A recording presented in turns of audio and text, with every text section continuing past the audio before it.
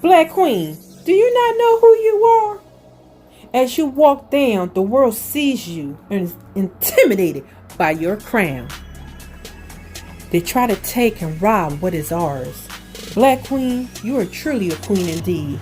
Even the struggles that we go through, they don't know the pain and the anguish. But Black Queen, baby, you are a queen indeed. Black Queen, queen indeed. You really are a queen indeed.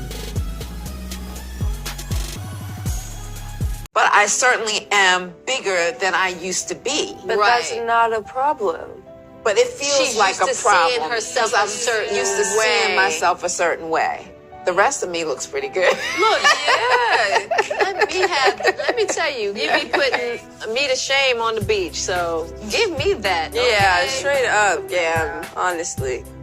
What's one part of your body that you dislike the most?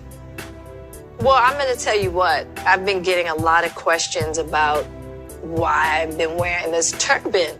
Yeah. Well, I've been having issues with hair loss. And I'm going to tell you, it was terrifying when it first started. You know, I was in the shower one day and then just handfuls of hair just in my hands. And I was just like, oh my God, am I going bald? It was one of those times in my life where I was literally shaking with fear. That's a really scary experience. Yeah. That's why I cut my hair. Yeah. And why I continue to cut it. Yeah, just to keep it like... Right, I just had like another okay, I think we're gonna do another layer of cutting, you know. And my hair has been a big part of me. Taking care of my hair has been a beautiful ritual, you know, and having the choice to have hair or not. Yeah. And then one day to be like, oh my God, I might not have that choice anymore. Yeah, because you had a lot of hair. A lot of hair. Really thick, healthy, beautiful hair. Thick, to the point that people always thought I had weaves. They're like, that's not her hair. I'm like, yes, it is. Right. Yeah, and I've gotten every kind of test there is to have. Yeah. So they don't really know. They don't know why. People have said stress. People say, oh, you do have alopecia. Even in my terror and even in my fear and in a moment of just going, oh my God, like, why are you so terrified that you might lose your hair? Yeah. Right.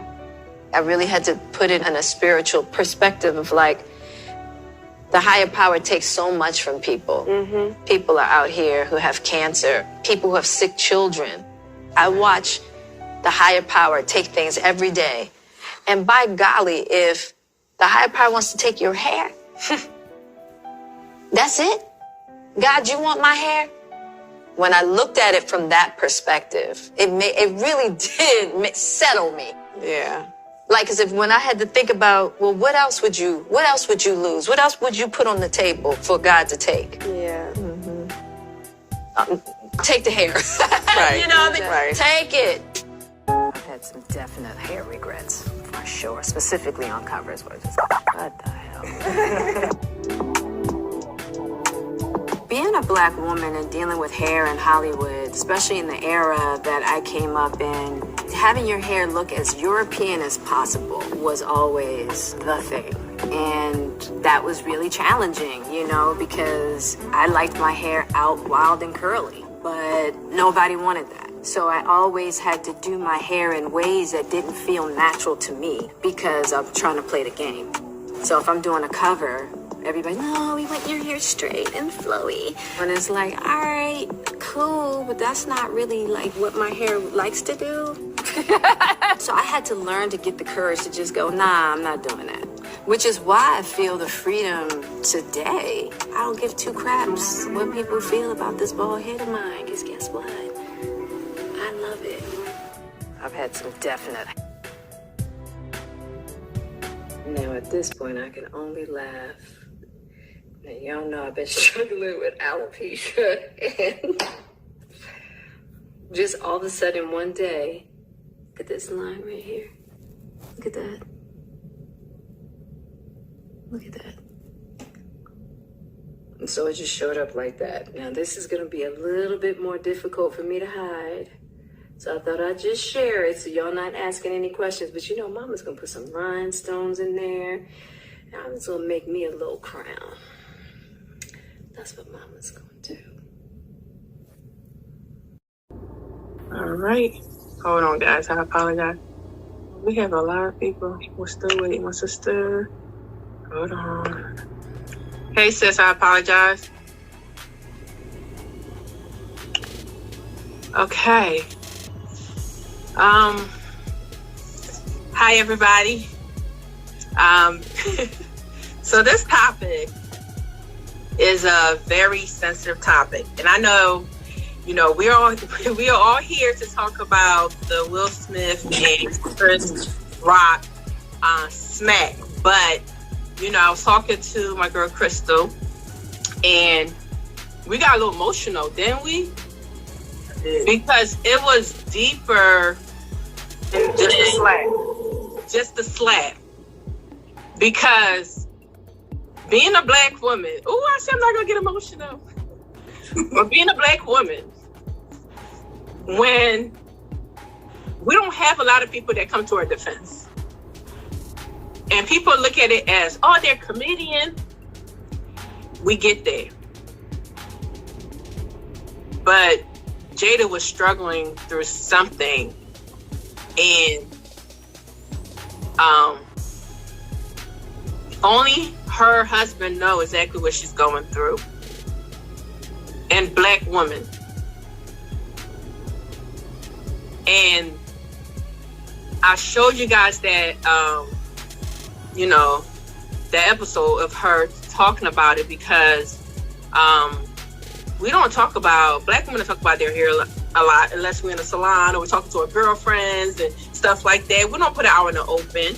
And it's more than just hair. And it's our crown. It's who we are. And that's the part of the slap that we want to start with. So I will let, okay. So, you know, Miss Savage and Miss Kouture, y'all can jump in anytime, but I want to show that, you know, that episode of her talking about it, and I just want to, you know, your input, like how you feel about that, what she said and what she's going through. Can you relate? Do you understand? Please join in. I'll go first. I definitely relate to her because I suffer from, it's not a medical condition, but it's a mental health condition where it's called trichotillomania, where it's like an OCD, but it's linked to anxiety, and I pull my hair out, and I've been doing it since I was a kid, and I've done it to the point where I have had bald spots, and I have had to cut my hair off multiple times within my life, and nobody never knew, and I just at the end of last year just came out publicly. I was so embarrassed. So embarrassed. So there were many times throughout my life as a kid, teenager, and adulthood where people talked about my hair, but they don't really know what I'm going through behind closed doors as to why my hair looks like this. You know, again, to them it's just a joke, but it wasn't a joke for me because I was really dealing with stuff, you know, internally, and nobody knew. So I definitely relate as to how she feel, and she's probably heard a million different jokes. Like, you know, the stuff gets old after a while, but at what expense? You know, I just feel like that nobody else, that joke would not have been directed at another group of women like that. I think the biggest thing with me was that recently, after having my baby, I started to lose my hair, and like right in the front. So that was a big thing for me. And I'm like, oh my goodness, I don't have any edges. And more so it's them making them a big joke in the media. Lately, Jada Pinkett and Will have been the biggest joke in the media since the entanglement thing started. And I think what it really is, they're tired of being the biggest joke. You know, like, at what point do you say, like, why am I we're the only black people in this audience, and yet you decide to make us the biggest joke when we've been the biggest joke throughout the internet this whole time. Like, then not to mention the fact that he made a joke about her last Oscar. So it's like, how many times are you going to continually joke about me, and you think it's okay to joke about a black woman, you being a black man? Like, yeah. I actually being a black man with black daughters and making a documentary about black women's hair. You did a whole documentary called Good Hair because I forget how something about the what he was saying was that his daughter has good hair, and he was so surprised that his daughter came out with such good hair. I watched that documentary before I went natural, when I first went natural, and after being natural for some time. It was such a good documentary, and to my understanding, now where it's coming out that somebody wrote the joke for him, and I feel like that was a setup. Wait, Krystal, before you continue, I actually like Good Hair. I didn't know. I know he said he made it for his daughter, but I thought that I like it because he actually showed what black women go through, and I actually enjoyed it, and it represent. I was like, okay, I like this. So to see him make fun of Jada, you're talking about your own daughter, right? You know, and that's the part that I don't think he understands. And can you continue? Because you said that somebody wrote the joke for him. Yeah, so apparently somebody wrote the joke for him. And just like Zabada said, just in 2016, he made the joke to them. But if you remember that year, she boycotted the Oscars for not having. Yes. I have that joke. The diversity. I have it. I'm going to put it up. But okay, okay. I have it. So them coming back now, the other night, was because that they started to have the inclusion of black actors in movies. So I just felt like the first time it's kind of like, why would you talk about somebody they not here to defend yourself, and now they're here because they got what they wanted with the inclusion of diversity, and then you still sit there and talk like it's like damned if we do, damned if we don't. Whether she was going to be there or not, he was still going to keep talking about her. Okay, hold on. Somebody have a question, but can you wait 2 seconds and the speakers can talk, and then later we're going to answer the questions afterward?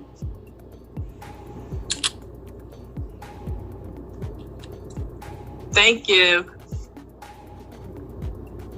Okay. Go ahead, Krystal. I'm sorry. I just the whole. I was going to say I do kind of feel bad for Chris to a certain extent because somebody wrote that joke for him and he got the brunt of it. I don't really feel that bad because he still told the joke and because he was talking about this young lady a few years ago before, but it's just it came at a wrong time. It was just everybody has choices. Everybody has a choice to make. You know, you can make a conscious decision to say that I'm gonna stick beside my people and I'm not gonna keep pounding this woman at the Oscars. You get what I'm saying? It's unfair. And to think that it's okay to even disrespect a woman in front of her husband and you think her husband is not supposed to stand up for her, that goes to show how many women are actually protected, period. Just by how many people look at it and say Will Smith was wrong. How? Because there's a time and a place for everything, and I understand that, but when is it time for me to protect my wife? So that's the part I want us to talk about, protecting black women and our hair. As you guys can see the world, right? Black women are on the bottom of everybody's joke, including we can get a certain hairstyle and then later on, you know, no offense towards another race, but another race can take it and then all of a sudden, oh my God, it's popular. Oh, black women can't even have full lips. But now everybody want to get injection for their lips. So being a black queen, it is hard because the world they accept the objects of who we are. And when I say Not the objects, actual person. exactly the hair, the The lips, the butt. but not the actual person. And that's the hard part of being a Black woman. You know, we deal with so much, and I see like Jade, she's strong, okay, because for her to sit there. And it's like, you could tell that she already seen it coming. Like, you could tell. She was disgusted. Her face, Her face, yeah. Listen, the whole time, even before he started to make the joke, she had a couple of eye rolls. She was just like, once she seen him go up there, she already knew what it was. Because like I said, she's always the object of his jokes. Yeah. Every year. It's like, when does it get old for you, buddy? Like, Right. Can I show the joke real quick? Yeah. yes. Yeah. And then, just gonna, can you guys hear me? Yes. Yes. Did you hear the joke? Unfortunately. Unfortunately, right? Yeah. So that joke itself, like, you was already targeting these two couples. So now when they're in front of you, I don't know who wrote the jokes for him. And Krystal, you said that somebody wrote the joke for That's him. what they said. But, you know, at the end of the day, that's why it's good to have good team. And somebody must approve of it, and he must approve of it. Because you're not going to say a joke unless you can approve of it yourself. And, so, you know what's hard, guys? You know, this is his first Oscar. And everybody's talking about the slap. Nobody's talking about his accomplishment. Nobody get thank you, his accomplishment. And it saddens me. But he says something, and I'm gonna play it later on. But anybody want to comment on, you know, what we just saw? Because obviously you was already targeting them before they even entered the room. And then I heard somebody say that something happened in 2018 too. I'm not exactly sure what happened then. I'm not sure. I really didn't have time to look into it. But this, I think that all of this, because then just a couple weeks ago, there was a bill passed saying that they can't discriminate against hair anymore. Like, why was that even a bill that needed to be passed? Right? Let's talk about this. Let's talk about this. There's a lot of, we are the only race that can be discriminated as far as a job for our hair. But then Karen could go get box braids and she think it's cute. No, it's not cute. And then, because, you know, it's all here on TikTok. Well, TikTok is here for the people. You go on there and they're big mad. They are really big mad that they think we're gatekeeping a hairstyle, and it's way deeper than a hairstyle. Because we can't even wear locks or braids to work, and we can't get jobs for that, but y'all think it's okay. We're wearing cornrows and stuff, not knowing that there's a history behind the hairstyle. There's a reason why we wear these braids. Like in Africa, you're African, yeah, from Benin, and the cornrow, certain hairstyle symbolizes your tribe. Yeah. I just had a conversation the other day with a Nigerian man, and he didn't even know this, that here in America, our cornrows in slavery was to hide seed, rice, corn for when we escaped our slave owners, and to again the patterns they showed the slave escape routes. Right. So no, I don't want you, Karen, wearing these braids, because we wore the braids to get away from y'all. Bro, okay. You know what? Make it make sense. No, I don't want you wearing these braids, and now your hair gonna fall out. Now you gonna be crying? No, because it's not for your hair type. Let us have something. You already done took our lips. You already done took our butt. You already done took our men. For the ones you got, you can have. You know what? Let's be honest, you keep. The ones you got, you can have. We don't want them. We didn't want them coming to the cookout. But it's like we can't have anything. And then for that bill to just be recently passed, it's 2022. Yeah. That's so crazy to me. I remember when I went back to school and I wanted to become a healthcare administrator. I had a conversation with my administrator, and she's Haitian, and I was natural, right? And I asked her, I said, do you think that once I got to this position, they'll tell me to change my hair? And if they do, should I? She told me yes. Why? Change my hair to appease them. If the job didn't feel comfortable with me in that position with natural hair, that I should change it. And I was like, no, I'm not doing that. I'm not doing it. I wonder what they're afraid of. I wonder what they're afraid of, because it's something fearful with it. And I think because they realize how powerful it is, especially when we wear our box braids and our cornrow, it gives some kind of power. Because see, you got to understand that if they can take your power, which is our crown, then they can have all control. Because it's ridiculous that they're actually voting so that like young ladies can wear their natural hair or wear work. They deem it as unkept or unprofessional. Unkept. By whose standards? By whose standards? So if I came in with box braids and she came in with box braids, would you tell her to take them out? Or would you tell you'll be more inclined to tell me first? No. I was the only one in management. Hair big, box braids big, half a head braids.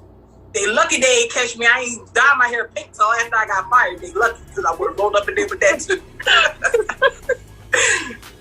No, it's just, I feel like the audacity, because it's just, to me, you know, our hair symbolized so much. I remember when I was young and my mom used to braid my hair, and we used to have conversations, you know, and I love that, you know, and it's a bonding thing. And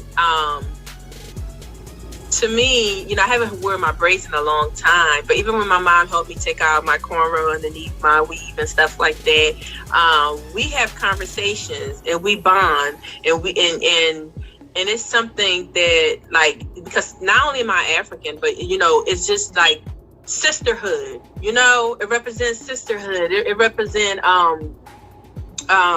learning from one another.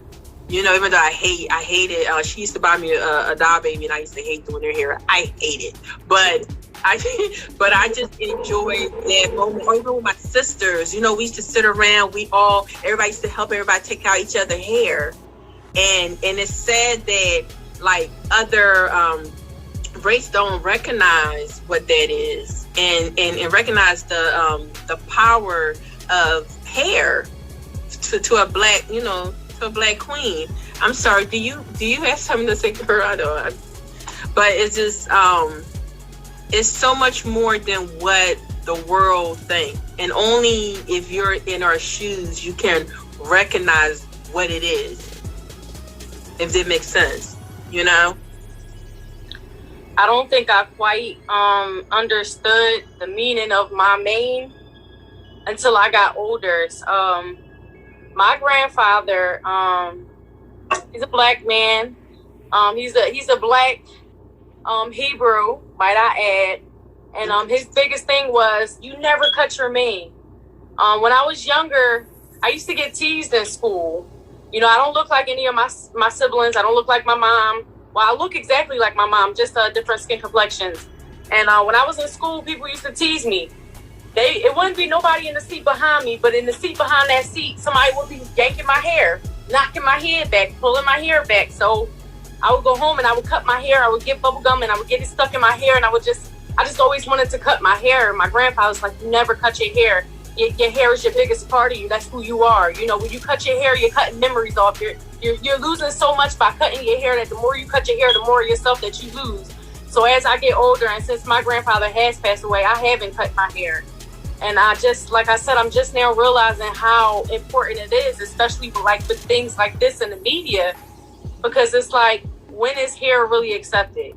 Like, why did I feel like I should cut my hair because I'm being teased about it. Oh, you're adopted. You don't look like them. Like, but I am them. I do come from a black woman. How can you tell me who I am and who I'm not? So I let a lot of people dictate my decisions and what I did with my hair.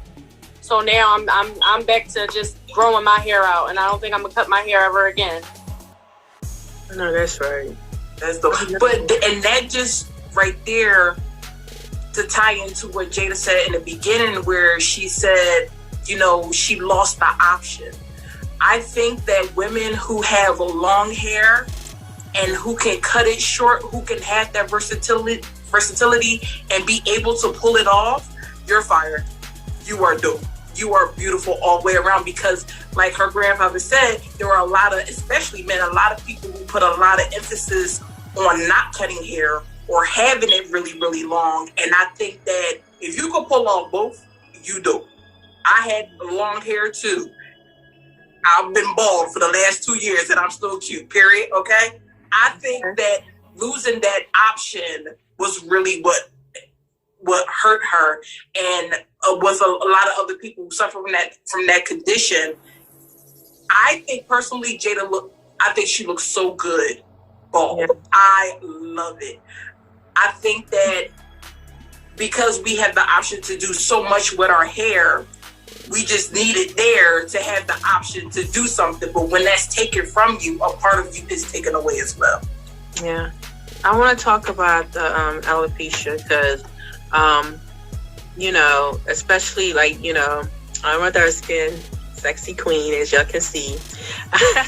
But everybody likes chocolate. Okay.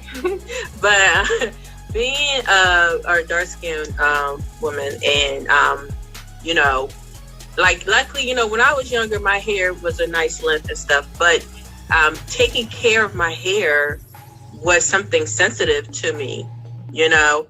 And I remember I used to cry.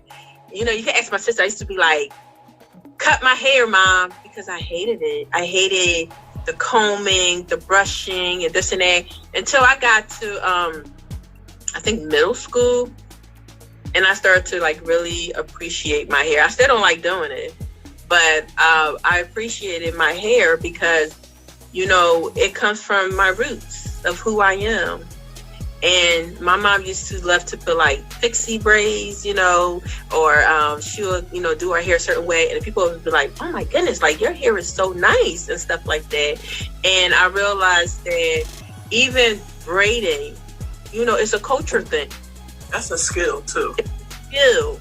And to have, and I feel like when it comes to Black queens, we learn to do anything. You understand? Back in Egyptian time, okay? Let's go that far back when some people were in cave, but we're not gonna go there. I said it in the last one. Not using soap and seasons, but they stole. Egyptians, and I'm talking about because, okay, I said we're not gonna go there, but some race just was created 6,000 years ago. I'm gonna stop there. But back in the day when Egyptians, you know, they braiding was, if you look at the old Egyptian like paintings and arts, braiding was a big thing. The men used to have their hair braided, and it comes from the root of Africa.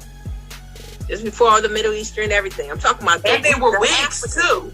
They were braided wigs. They were braided wigs and all. So it's something unique behind it. And I feel like being a Black queen, you have to appreciate your ancestors. And then going back to slavery time, when they used to design the different hair for different routes and how to go. Harriet Tubman was, okay, she was a baddie.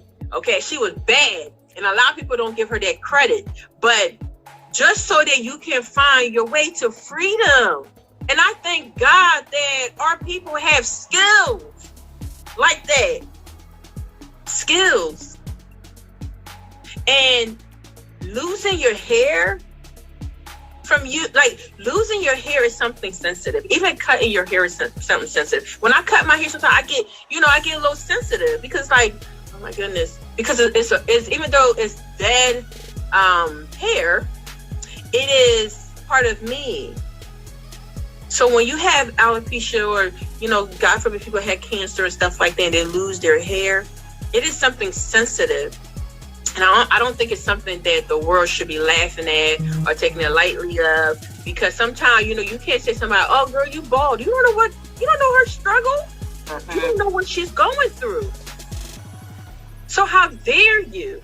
And I feel like that's why I say when it comes to Black queens, we don't get, like, it's just, we don't get appreciated the way that we do, because you don't know how it is to take care of our hair. You don't know the pain that, you know what I mean? And then to lose your hair, it's a hurtful thing.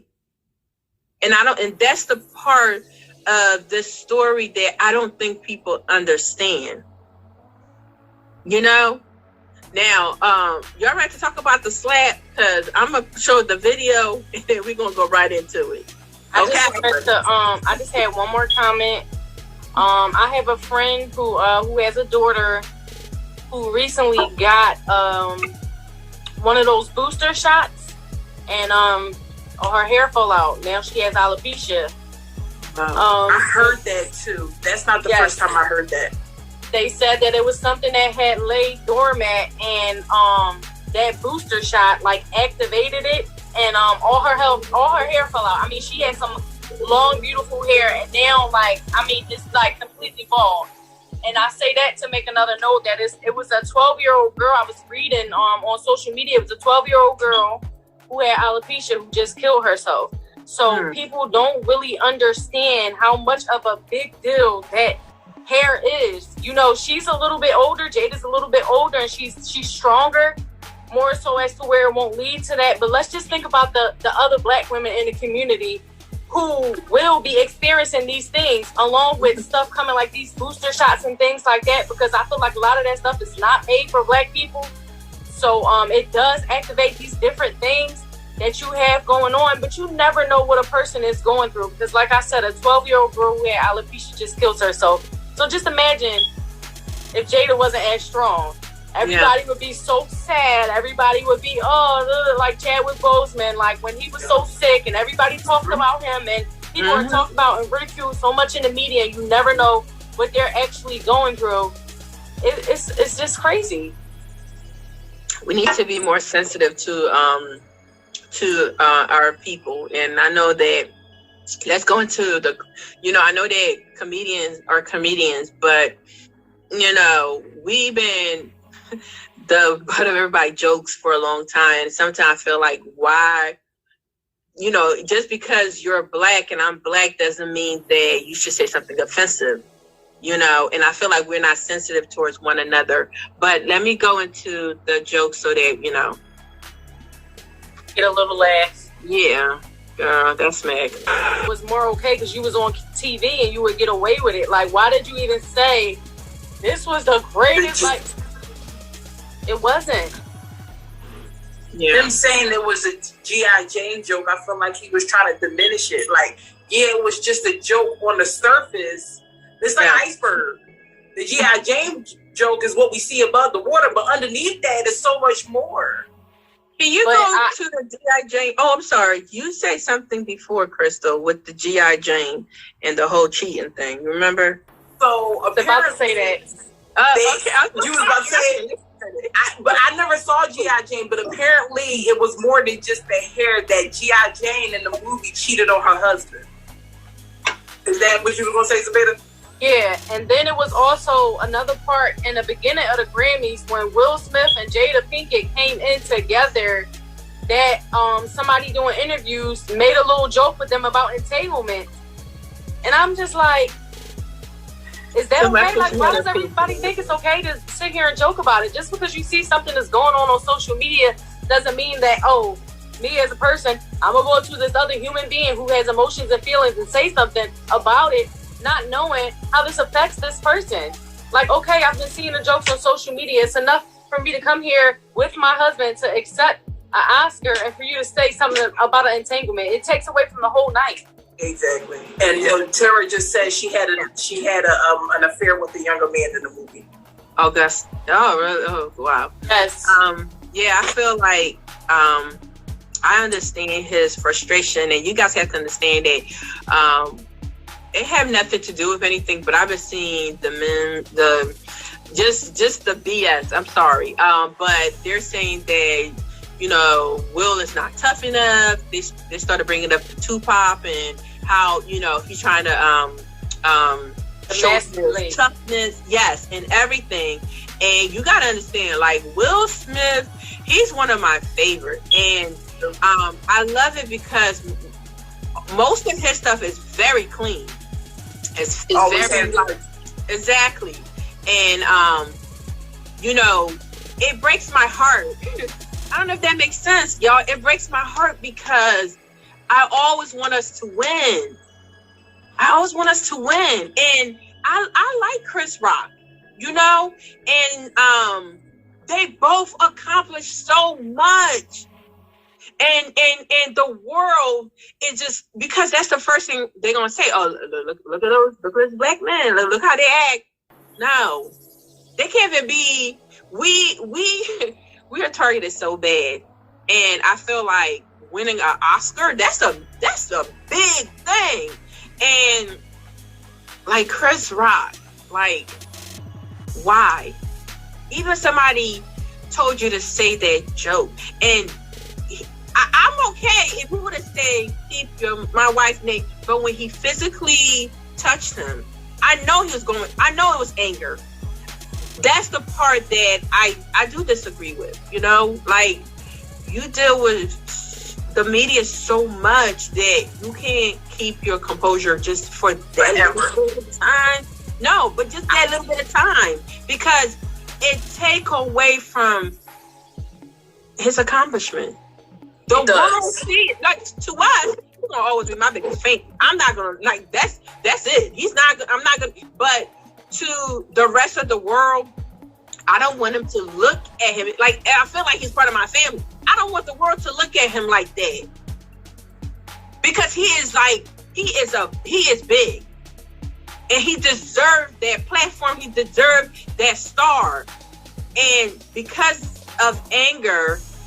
And I'm gonna go to what he said when he said his speech, but that's how I feel. How you guys feel about that? Because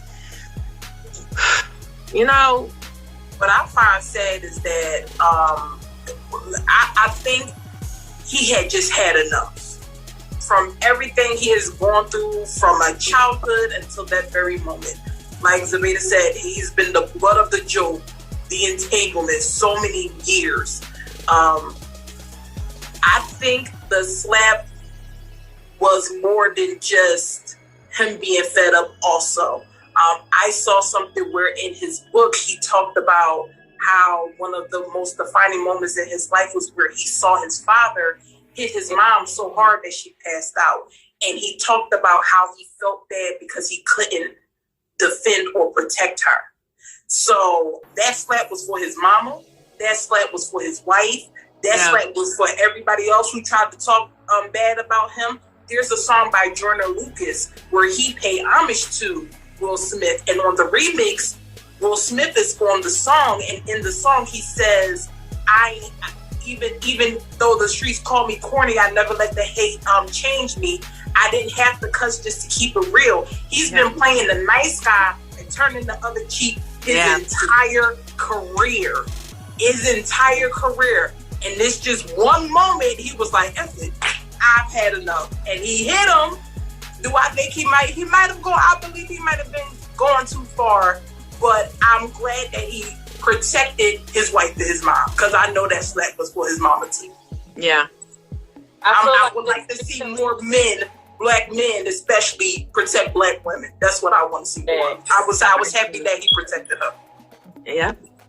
I feel like in this past year, as far as like with releasing his book, he just did that movie. He just had a new movie out, and I felt like it was a lot dedicated to black people. I feel like he has just so much things going on this past year, and definitely a big step with that book, with releasing so much of himself and his life. With on top of that, this entanglement, being in the media. with him releasing so much of his life, it's just like so much of his life is just like out here. You know, now everything's all on the board. You know, all my chips are off the table, and you see what it is for, and y'all try to take that and use that to demasculate me and make me look more so like a punk. Like, oh, Jada's saying all this, that, and the third. The Red Table Talk, he came on there crying, just about the situation. But like he's always said, it's never been infidelity in their relationship. And I keep going back to that because I feel like that's what in the media really broke him. You know, that image that him, his wife, and his family had, that was the black family that everybody looked up to. Like, oh, you know, the daughter is named after him, and then the son's named after her. And it's just like, they were like the strongest black couple in the media that kind of made them weak. You get what I'm saying? So that made them the focal point of laughs and of jokes and of everything else. And it's so hard to get back to being that perfect family. Now it's like everything's out on the table, and you know this is what it is, and everybody's making a joke about my life, and my life isn't a joke. Yeah. I'm gonna play the next skit, but I just want to say that that's so true. You know, they have the perfect family, but you know, I love the Lord because ain't nobody perfect. And if you think somebody perfect and you trying to live in their footsteps, honey, I got something for you. No. It can look perfect in the outside, but it's never perfect in the inside. Every relationship has its own struggle. That's what keeps you strong. That's what make you who you are. So if you want a perfect relationship and you think everything is fine, it is not. And you're absolutely right. They have been living as a perfect relationship until things happen. And look how strong they are. But I'm going to go to the next one. And then after that, I'm going to open up the floor for whoever want to answer, whoever have anything else to say. It's my baby. Okay. How old? I'm going to hear mommy asking. How old is She's she? 8 months. Actually, I'll show you guys. Oh. She's so cute. Oh my goodness. I love baby. People want to cheat. She sounds just like Kimmy. Oh, hi. Hey, Hi. hello. Hey, Bubba. Oh, wow. Hi. I know there's a lot of people, right? I know. Yeah. So, that speech, how do you guys feel? Because, oh my God, I was crying. Yeah. I was like, you know, God sees you. That's what I was talking to the team. He said, God sees you. Don't care what the world think of you. God sees you. And he knows your pain, and he knows your struggle, and you're human. You don't have to explain that to nobody. Things happen. But you're still going to be blessed because God is still going to bless you. I see it. And not because I'm just spiritual. I just see it because, and he say that Denzel's message was also deep. When you're at your what? The devil's going to try you. Okay? And that's the part that I was like, it was you know, but how you know, please, what y'all have to say before we open up the floor. Well, he kept saying he was here to protect. He protected. That's exactly the point I just recently made. Yeah. He was here to protect more than his mom, his wife. I just want to continue to see the protection coming from Black men in general. I thought the speech was very well. I feel bad for him because that moment took away from this moment. That's what I'm really sad about. And I'm sad that nobody else will ever remember anything else. Even the other people who won awards that night, you know, that one moment took that everything else away from them. Outside of that, I don't like that people, I'm gonna just say, I don't like how non-whites and how Black men are on social media fighting for their lives, saying that, oh, he should have slapped her too, when the whole entanglement, that he should have cut that same energy for August Alsina. And like Zabada said, or somebody said that it wasn't unfaithful. They have an open relationship. And that's not no secret. And the only reason why we know anything about this entanglement because August was in his feelings and said something. And by the time he said something, that incident had happened years prior. So, no, when you have an agreement with your husband and your wife, first of all, there ain't none of our daggone business. Nope. So, no, there wouldn't be no same energy for August. You know what I mean? Don't compare oranges to apples. Him disrespecting his wife and him knowing about a situation that happened with his wife is two totally separate things. I don't agree with how she handled it on the Red Table Talk. That particular instance with the entanglement, that was very disrespectful. I hope after this moment that she never publicly disrespects him ever again. I hope that they continue to thrive. I hope that him and other black men continue to protect black women at all costs, because that's why I feel like that if Jada had said something instead of him, she would have been looked on, she aggressive. You know, she's the angry black, but why she say something to a man that her wife did? You know, it's like a damned if you do, damned if you don't type of situation. I also, just to throw a little wrench in there, what do y'all think? Do y'all think Will Smith would have reacted the same way if it was a white man up there? Because I feel like the backlash would have been completely different. And I feel like he probably would have been taken off the stage in some handcuffs or anything. He wouldn't have never went on stage. Yeah, that's why I know that Chris Rock realized that he messed up. And I realized that, and I pray that they do have a Red Table Talk or something, because, like, I just want to see us win. So I'm hoping that it's some forgiveness, some, just getting things where it needs to get. Because I don't like to see us on each other's, like, I don't like it. And I feel like they're both well-accomplished individuals. And I know they can work it out just to show the world that, at the end of the day, that's my brother. At the end of the day, that's my brother. You know what I mean? Yeah. Okay. I think I'm going to somebody had their hand up. Hold on. First. Oh, it's a couple people. Oh, I love y'all. Okay. Interactive. Yes. Okay. Who? Hold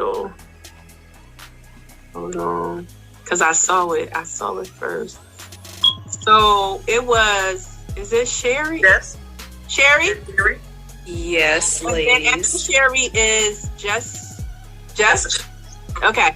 That's cousin. So Sherry, you first, and then Jess.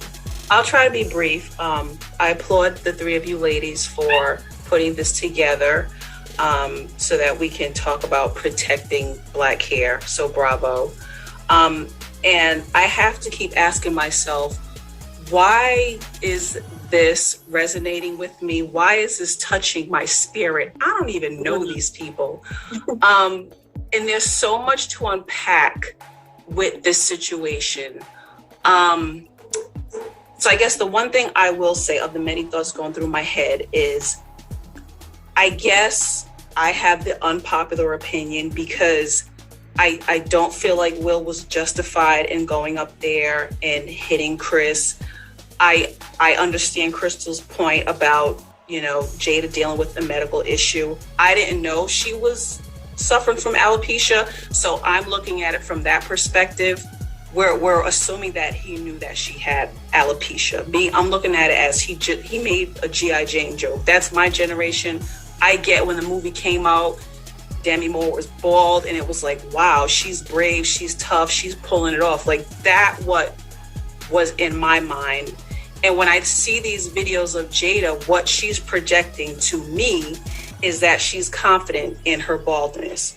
So again, if he knew about the joke and he delivered the joke, I'm thinking he delivered the joke in a sense that she's confident in her baldness. She's sharing it with the world. She's saying she don't care what people thinks about it. That's one. And then two, like, you're a celebrity. That's what comedians do. And we all know, we've said it, there is something between Chris and Will and Jada. Was it a jab? It probably was, but there was a better way to handle it. With the exception of this conversation we're having, like you all have said, that slap took away from the real issue. and there was a better way that they could have brought to light this alopecia and how people are suffering from it. I hope that all made sense. Yes, thank you so much. And just to say, apparently Chris Rock didn't know about that she had alopecia. And I didn't know either. I thought she just cut her hair, was out here rocking it. I loved it. I did not. So when I first heard it, and I was like Sherry, I was like, okay, it was a G.I. Jane joke. I don't get it. I thought it was funny. And then when I found out she had alopecia, my whole everything changed. Oh, and I'm sorry, I apologize, Krystal. You just reminded me. Will laughed at the joke too. Yes. So yes, I don't see like a heat of the moment. I've seen red. I've had a heat of the moment where I've regretted it. I don't see that. I didn't see that from Will's speech. I didn't see that when he was singing, getting jiggy with it at the after party. Like, that was not a heat of the moment. He laughed. He saw that he screwed up when he saw her face. He felt like he did what he needed to do. That's exactly what happened. He saw her face because she was straight from the rip. She was not laughing at all. But so I seen the Red Table Talk, and that Red Table Talk came out a while ago. And I know that whoever Chris Rock team is, you have to do more research, because you can be making fun of somebody that had cancer. You can't use that excuse that you don't know.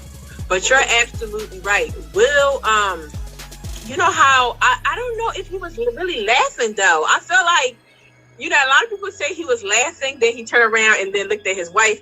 But I think, how you like, because they say that before this incident, they had a conversation. And remember, you sent me the conversation, Krystal. Yeah, but then some people were saying that it wasn't real, so I don't know. Exactly. I feel like he might have been laughing at the previous joke. And somebody else said that too. I feel like the previous joke was about Will, and I feel like he was laughing at that. And then, it flowed into it. Krystal slid into it with that. Yeah. So I feel like he might have still been laughing at the old joke. I don't really think that Yeah. I don't think that it was because he looked at his wife and saw. I feel like he was still laughing from the last joke because I watched the whole thing. Because there's no way that you can. Well, he had time to say, Jada, I love you, girl. So, like, whatever happened before that, See, but that's the thing. We don't know. But I know that ain't no way that my husband's gonna be sitting there laughing when I have alopecia. Like, what you think this is? So he gets smacked. I feel like I don't think he was laughing at the joke when it was towards his wife, because he would have never got up and smacked him. I felt like he probably was like, okay, probably laughing at the joke with him.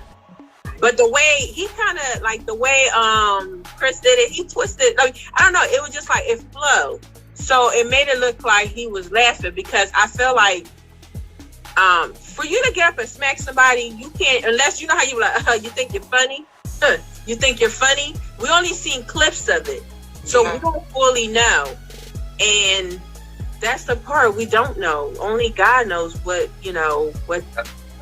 Well, one last thing, and I promise this is it. I'm old school, and so I'm used to celebrities getting it. We all know Michael Jackson, vitiligo. The comedians was getting it in on Michael Jackson every day, medical condition. Yeah, that's true. It's not the same energy. So but I feel like it's not the same time. Yeah. Also, like, it's not how it was back then. People are a little more sensitive when it comes to these different things. I don't even feel like comedy is even the same as it used to be back then, because it used to be okay for you to crack on gay people and things like that. Now when it's time where it's like people are creating names for different sexualities, and people are coming out about these things that bother them, and the time is too sensitive for you to even make jokes about that. Comedy has changed so much where you can't just come out and say things like that. It's just not how comedy is today.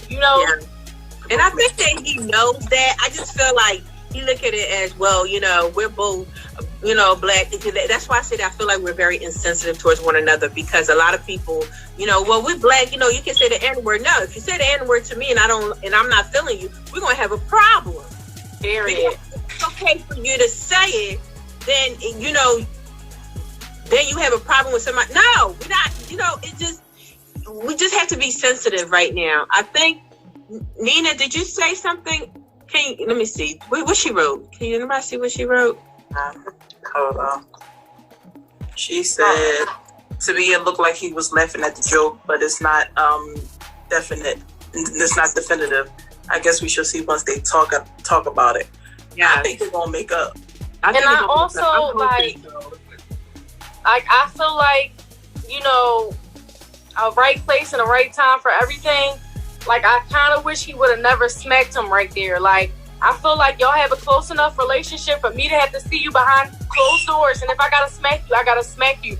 Because I feel like that was a focal point for the white people to look at us and say, this is why y'all don't win Oscars. This is why having nobody run an Oscar in this area and how in X amount of years.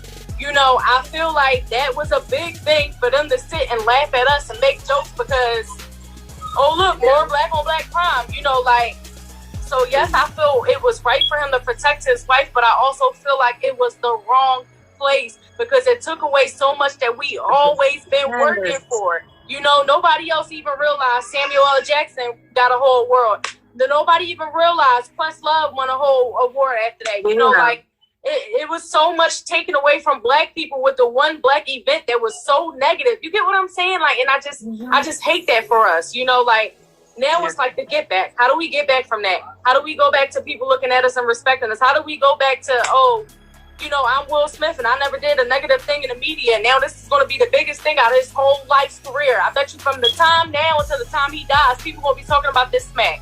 And nobody's going to talk about how he won his Oscar. Yeah, absolutely. You hit those points. Yes, you did. Wait, Nina said it too. Oh wait, Jess, you had something to say? Let me see. Yes, I feel like, okay, I think this was a great idea to do this this video. I think this was a great topic to talk about. I feel like a lot happened that night, and it's a lot to unravel. In terms of their relationship, I feel like there's a lot of people who have so much to say about a relationship that has nothing to do with them. You don't know what goes on in people's marriages. That's their marriage, and that's something for them to handle, and that's problems for them to fix together. Like, they're still strong together, apparently.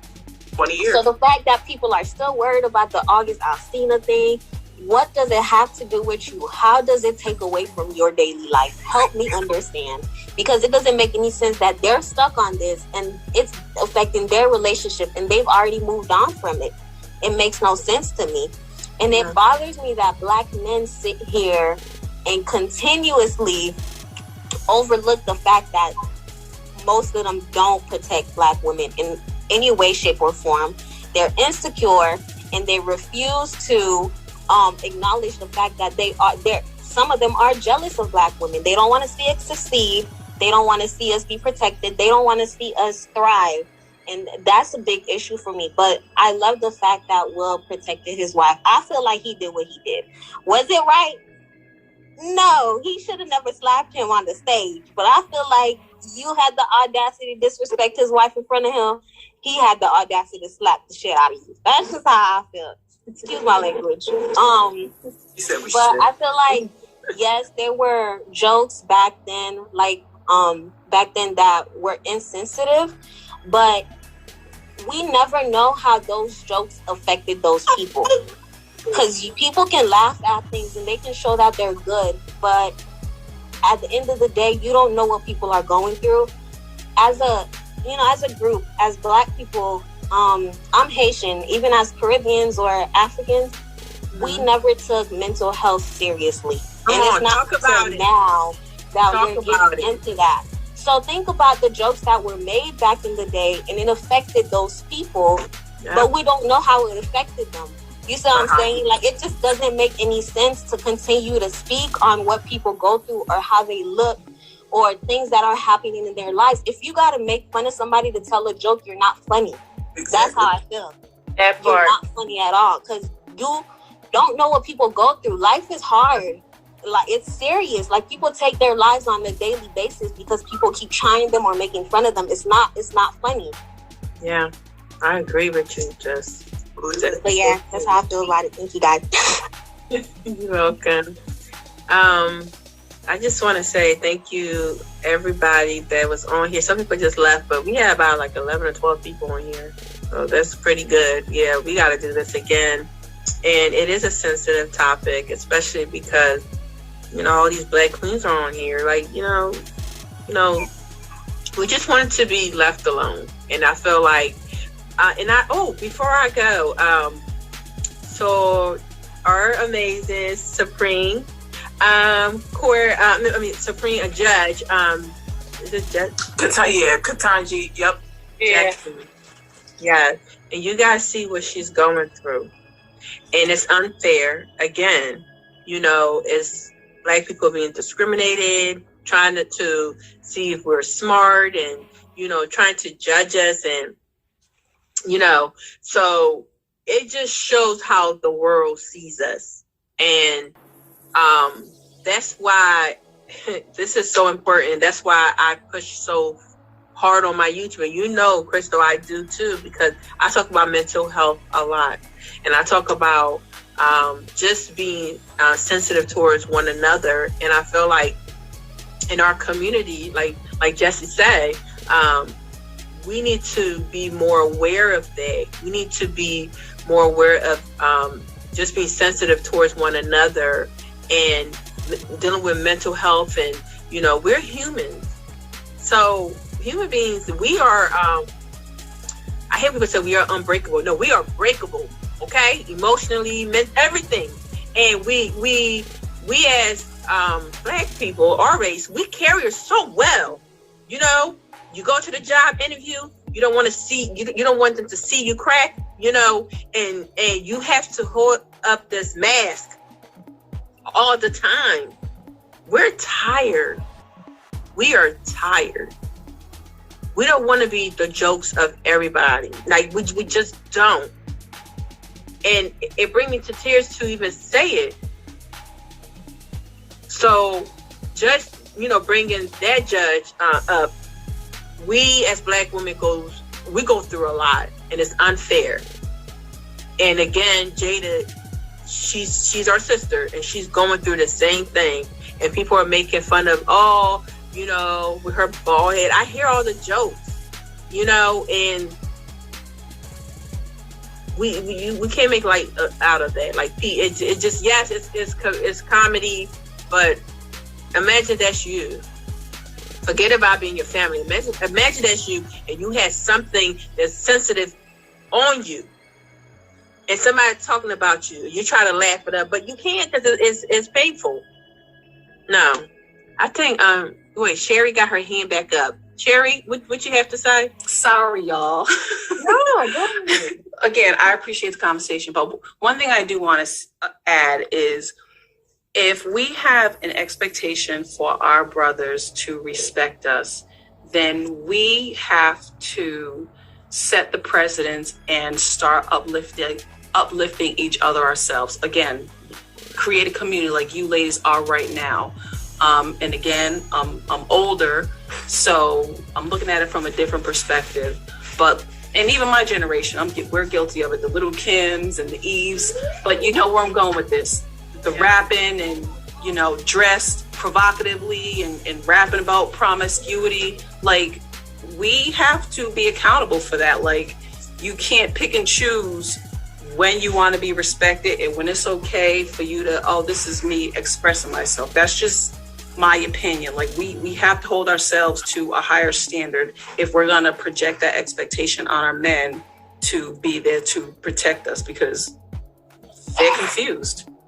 I will say, yeah, she's right, because that's what I have heard other Black men say, well, y'all don't respect yourself, so why should we? She's absolutely right. I agree with you too. I mean, I feel like you see, like, even on here, I call you guys queens, because I call myself a queen, and I say that for a reason. It's not because I'm conceited or whatever, but I want you to know who you are. And you're right. We have to start respecting one another. We have to start, like, you know, just appreciating one another, because if we're not showing them how to treat us, then, like, what are we doing? You know? Okay, guys. Thank you, guys. Wait, someone said, "Oh, yes, Queen." I know that's right. But I just want to say thank you, everybody. Oh, Krystal, talk about your YouTube and everything, so that you know. Oh yeah, so my YouTube is coming back. I haven't posted in a long time, so I'm gonna put this on my YouTube. It's called The Collective, and that's Collective with a K, of course, because why would it be anything else? My hair ain't pink no more, but it's okay. That's because somebody on this call wanted to get married. She here. I was throwing shade. Okay, she left us. All right, I'll tell her later. She on here. Somebody wanted to get married, and I had to not have pink hair no more. So, and I had to grow it out. Child the ghetto. But yes, I will be posting this back on my YouTube, and makeup and all that. You see the Kouture Lab coming through. You go to www.thecouturelab.com. And thank you again for agreeing to do this. Thank you everybody who came on and put in their 2 cents. I love this safe space. Yes, we will do it again. Yes. I just want to say thank you for having me, and I'm gonna just throw my little bit of advertisement in. I just recently dropped my book on Kindle. It's a poetry book. It's called Dedication to Darkness. That's all for me. Where can we get these books at? Yes, you gotta put it out there. Dedication to Darkness, you can go on Amazon and you can purchase it on Amazon, but you have to download the Kindle app to actually read the book. So you can go through Kindle and you can purchase it, or you can go through Amazon and you can purchase it. You just type in Dedication to Darkness, I'll pop up. I'll be the first one. Yes. And thank you. Yeah, and this is not gonna be your last time, because we're gonna have you back up here again. I enjoyed this so much. Yes. To think that I was nervous. I know. I was about to text her and ask her was she nervous, and then she texted me and told me she was nervous. So my YouTube is called Outside the Box with Lala. I also have a charity called You Are Not Forgotten Inc. And what we do is we help out the local homeless community, and we help them with, like, I think the wintertime we did Kensington, and we gave out clothes and food and everything. So I also have a t-shirt, and give me 1 second, I want to grab it real quick. Basic things. So this is one of my amazing, my sister Mimi, I don't know if she's still on here, but she created these amazing stuff. It said You Are Not Forgotten Inc. And our mission statement, and I'm going to talk about it later. But please follow me on my YouTube. I talk about mental health a lot and what's going on in society, especially in the Black community. We do not talk about mental health. And in our African community, you know, we do not talk about mental health, and it's a major thing. And I feel like when you have so much going on and you feel like you like you got to take your life, then you need to check in. Something needs to be done. And that's why I talk about a lot about mental health. And anybody that's going through mental health, or know anybody that's going through mental health, please check out Outside the Box with Lala. I am going to put everybody's information on the bottom too, so that everybody knows. But and please, like, let's do counseling, let's do therapy, and I don't have no degree, but I can only speak from experience of what I went through. But yes, guys, that's about it. And this was amazing. I like this. This is good. I had a good time on here. But thank you guys again, and till next time. Right? Yep. Thank you guys. Bye. Bye. Bye. Thank you. You're so welcome. Wait, how I leave?